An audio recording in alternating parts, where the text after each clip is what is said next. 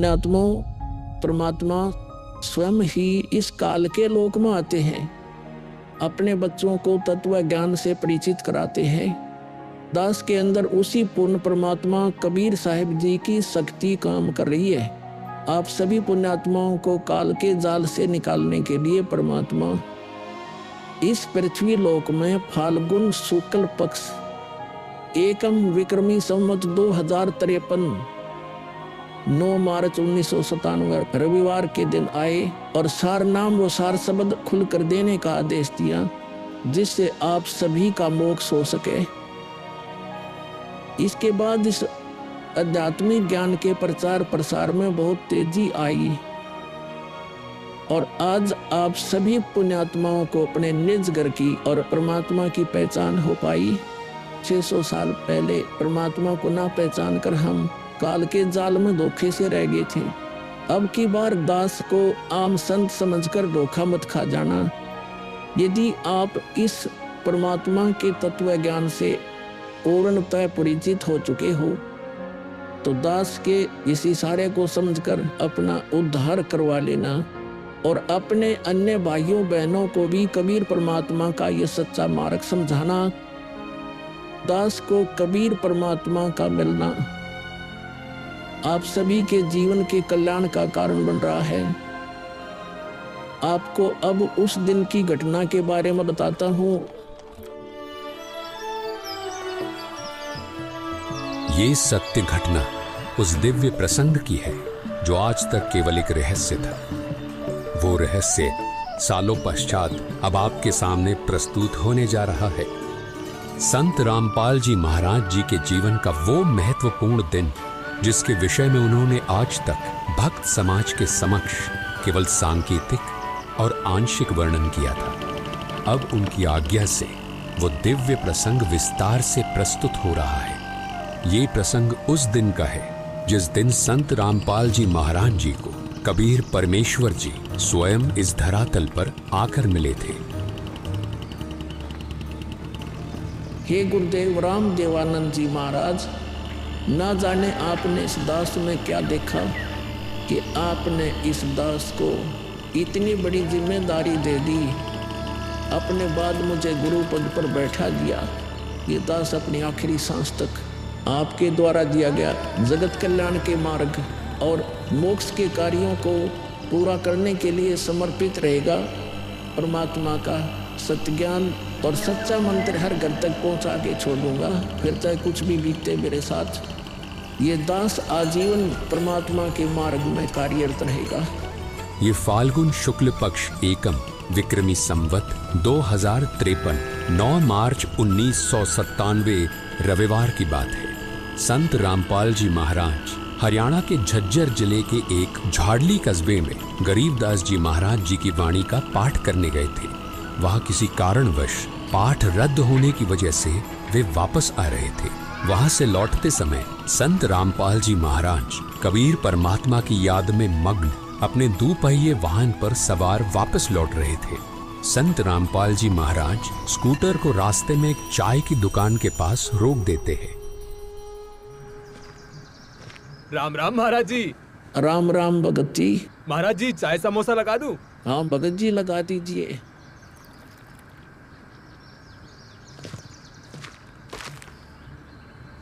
इस बोले भगत को भी परमात्मा का तत्व ज्ञान समझाना चाहिए। भगत जी, कबीर परमात्मा की भक्ति करनी चाहिए। मनुष्य जीवन हमें सिर्फ इसीलिए मिलता है। मानुष जन्म दुर्लभ है ये नलन बोरे, जैसे तरवर से पत्ता टूट गिरे वो बोर न लगता ढारी। भगत जी, इस काल लोक का कोई भरोसा नहीं है, न जाने कब किस पर क्या बिजली गिर जाए।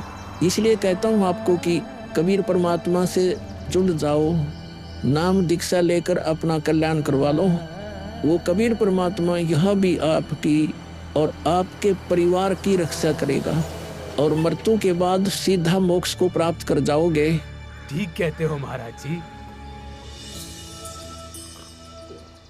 ये कबीर परमात्मा ऐसे गंदे लोक में जहां आदमी की जिंदगी का पल का भरोसा नहीं, व्यक्ति यहाँ जी कैसे रहा है ना जाने कब क्या हो जाए, कब कौन सी बीमारी हो जाए, कब दुर्घटना हो जाए, कब कोई संसारिक आपदा आ जाए। दाता, आपकी भक्ति के बिना यहाँ किसी को ना सुख मिल सकता है और न ही मोक्ष। ये बात ये बोले जीव कब समझेंगे? आखिर ये अज्ञान अंधेरा कब दूर होगा दाता? आप ही दया करेंगे कबीर परमेश्वर। ये बोले जीव तो अपना जीवन आपकी भक्ति के बिना व्यर्थ ही कर रहे हैं। चाय पीने के बाद संत रामपाल जी महाराज मातन हिल की तरफ निकल पड़ते हैं। बिन उपदेश अचंभ है, क्यों जीवित है प्राण, और भक्ति बिना काठोर है, ये नर नहीं पाषाण। आगे चलकर संत रामपाल जी महाराज स्कूटर को एक पुली के पास रोक देते हैं। इस पुलिये की खास बात ये थी कि संत रामपाल जी महाराज जी ने इस पुलिये को सिंचाई विभाग में जूनियर इंजीनियर रहते हुए स्वयं बनाया था। क्योंकि ये पूरा क्षेत्र जंगल नुमा था, इसलिए संत रामपाल जी महाराज जी को इस पुलिये पर बैठना बहुत अच्छा लगता था और नौकरी के दौरान वो इस पुलिये पर बैठकर परमात्मा की याद में खो जाया करते थे। हे दयालु कबीर परमात्मा, आप जी हम नीचों के लिए 600 वर्ष पहले एक भयानक रूप धारण कर इस गंदे लोक में 120 वर्ष तक रहे। आप जी को गर्म तेल के कढ़ाई में डाला गया, खूनी हाथी से मरवाने की कोशिश की गई, दरिया में डुबोकर मारने की कोशिश की गई।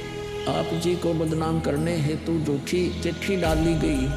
आपके साथ कितने जुल्म ढाए गए, फिर भी हे दयालु कबीर परमात्मा, आपने क्या कुछ नहीं किया। अपनी सतलोक से बिछुड़ी आत्मा को अपनी शरण में लेने के लिए, इस तत्व ज्ञान को सब जीवों तक पहुंचाने के लिए।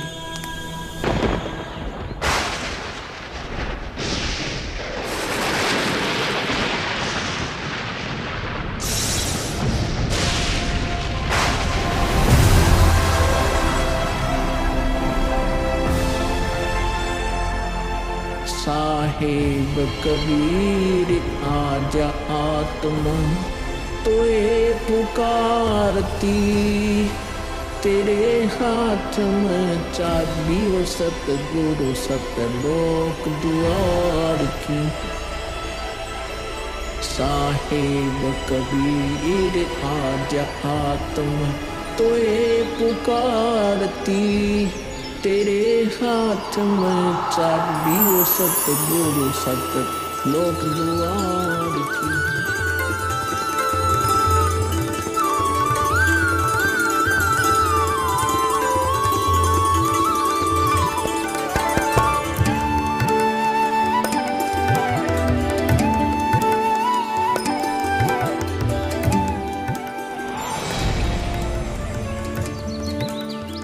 राम राम भगत जी। राम राम। आओ भगत जी बैठिए, खड़े क्यों हो? संत रामपाल जी महाराज अपने परने को पुलिया की दीवार पर बिछा देते हैं और महात्मा जी से बैठने का आग्रह करते हैं। कहाँ से आए हो बेटा, क्या करते हो? भगत जी, वैसे तो मेरा गांव धनाना है, जिला सोनीपत में पड़ता है।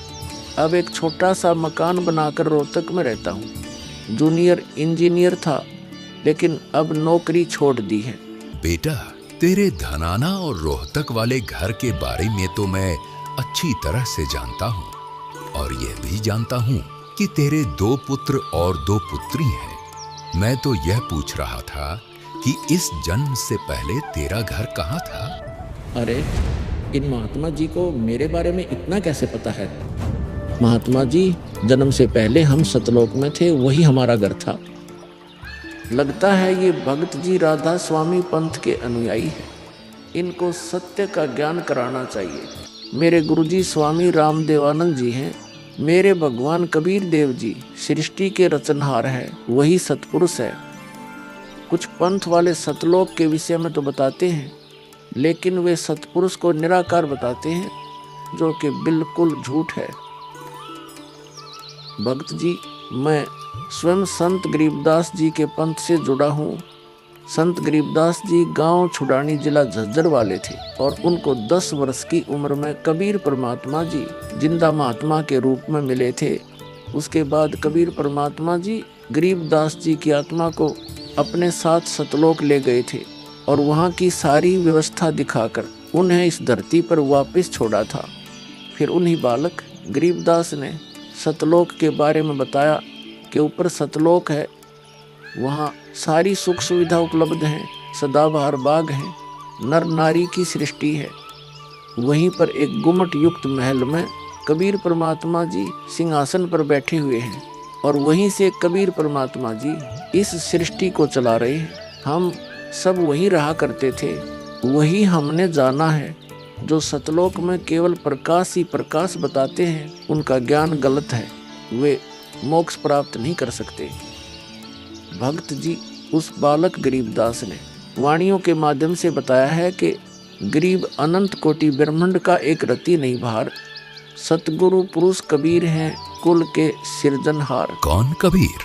हम सुल्तानी नानक तारे दादू को उपदेश दिया, जाति जुलाहा भेद नहीं पाया, काशी माहे कबीर हुआ। बहुत आनंदित करने वाली बातें करते हो, और बताओ कुछ। इन्हें अपना ज्ञान अधूरा लग रहा है, हो सकता है ये नाम दीक्षा लेकर परमात्मा से जुड़ जाए। भक्त जी, अगर आपको अपना कल्याण करवाना है तो एक ही तरीका है, नाम दीक्षा। मेरे पूज्य गुरुजी ने मुझे नाम दीक्षा देने का आदेश दे रखा है। मैंने अपना घर और नौकरी छोड़ दी है, अब गुरुदेव जी की ही आज्ञा अनुसार प्रचार और दीक्षा देने का पवित्र कार्य कर रहा हूँ। बेटा, क्या तुम्हारे गुरु जी ने तुम्हें सारनाम और सार शब्द देने का भी आदेश दिया है? इन्हें कैसे पता सारनाम सार शब्द के बारे में? गुरुदेव की आज्ञा थी कि अभी सारनाम को सार्वजनिक नहीं करना है। उन्होंने कहा था कि मुझे स्वयं परमेश्वर कबीर जी मिलेंगे और वही मुझे सारनाम को सार्वजनिक करने का सही समय बताएंगे। तब तक यह सारनाम केवल विशेष विश्वास पात्र अनुयायियों तक सीमित रखना है। बेटा रामपाल, मैं ही सत्य पुरुष कबीर हूँ। अब वह समय आ गया है सारनाम और सार शब्द प्रदान करने का। वह भक्त जी, मैंने आपको बता दिया कि कबीर परमेश्वर मुझसे मिलने आएंगे, तो आप स्वयं ही कबीर परमेश्वर बन बैठे।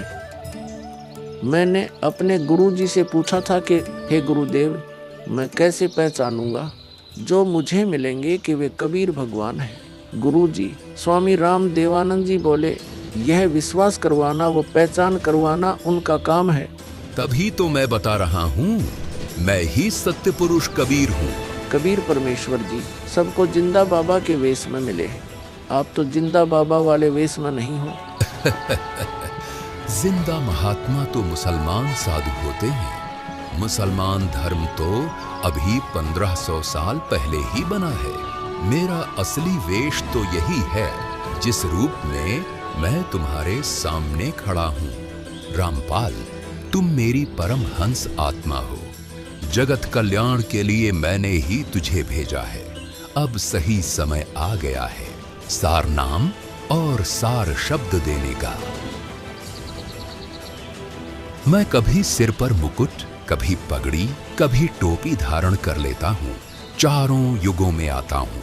सतयुग में सत सुकृत नाम से, त्रेता युग में मुनींद्र नाम से, द्वापर युग में करुणामय नाम से और कलयुग में अपने वास्तविक नाम कबीर देव यानी कबीर नाम से आता हूँ और तेरे जैसी हंस आत्माओं से मिलकर उनका भ्रम दूर करता हूँ। लेकिन अगर तुझे केवल जिंदा महात्मा के रूप में विश्वास है तो मैं तुझे अपना वो रूप भी दिखा देता हूँ। ये देख।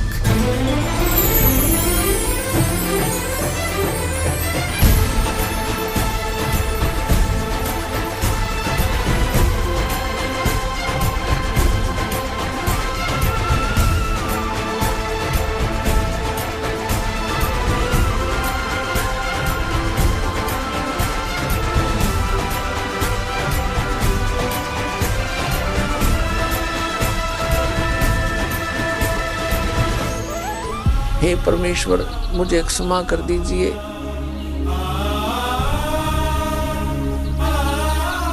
मुझसे अनजाने में गलती होगी।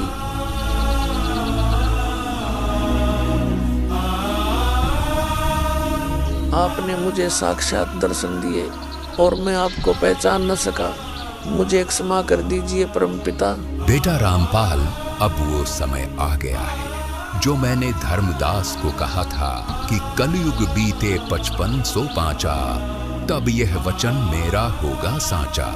यानी जब कलयुग 5505 वर्ष बीत जाएगा, तब मैं खुद इस धरातल पर आऊंगा और अपने बच्चों को तत्व ज्ञान समझाकर इस काल लोक से सतलोक ले जाऊंगा। बेटा रामपाल, तुम मेरी परमहंस आत्मा हो। अब इसके आगे बेटा, मैं ही तेरे रूप में सारी लीला करूंगा और यह तत्व ज्ञान अपने बच्चों को बताऊंगा, उन्हें सतलोक की राह दिखाऊंगा।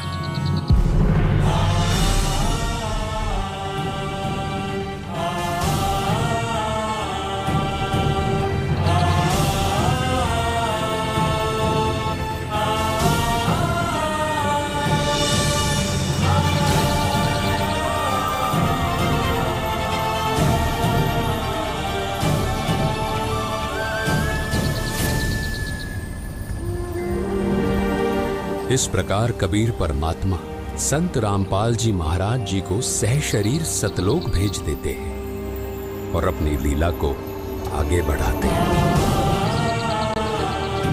गवी ख्यालवी साल सतगुरु अतल दिगंबर धीर, भक्ति हेत काया धर आए, अवगत सहत कबीर।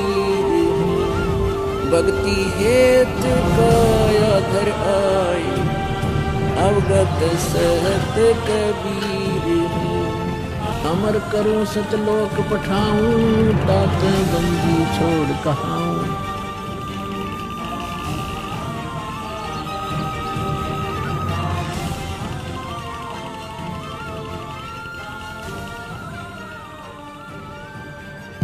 इस प्रकार कबीर परमात्मा संत रामपाल जी महाराज जी को सह शरीर सतलोक भेज देते हैं और स्वयं सर्व सृष्टि रचनहार कबीर परमात्मा संत रामपाल जी महाराज जी के रूप में संपूर्ण संसार का उद्धार करने के उद्देश्य से इस पवित्र मिशन पर निकल पड़ते हैं।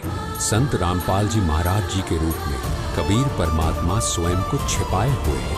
उनके इस लीला को समझना आम जीव की समझ से बहुत दूर है।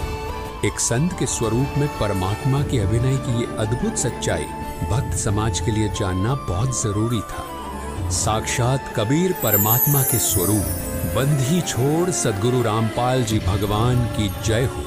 अब बच्चों, ज्ञान पूरा आ चुका है और वो ठीक का समय आ गया है। गुरु पूरा, ज्ञान पूरा, भगवान पूरा, सब ही नारी नर शुद्ध तक जब ठीक का दिन आवंत, कपट चातुरी छोड़ के शरण कबीर गहंत। बच्चों, वो ठीक का दिन आ गया। चारों तरफ डंका बोल गया दाता का। कहाँ उग्र, कहाँ शूद्र हो, चाहे कोई नकम्मा डाकू लटेरा है, चाहे कोई छोटी जाति समझते हो आप, वो अरे सबकी भाव पीर परमात्मा, वो संत जो मेरा भेजा होगा, भेजा हुआ आएगा, वो सबके दुख दूर करेगा। अरे सबकी भाव पीर, सो समान समदृष्टि है समृत संत कबीर। वो एक समान समदृष्टि का है, सबको एक दृष्टि से एक समान प्यार देगा, सबको एक जैसा व्यवहार देगा, एक जैसा सच्चा नाम सतनाम सार शब्द देगा। वो समर्थ संत कबीर ही होगा। बोलो बंदी छोड़ कबीर साहब की जय हो।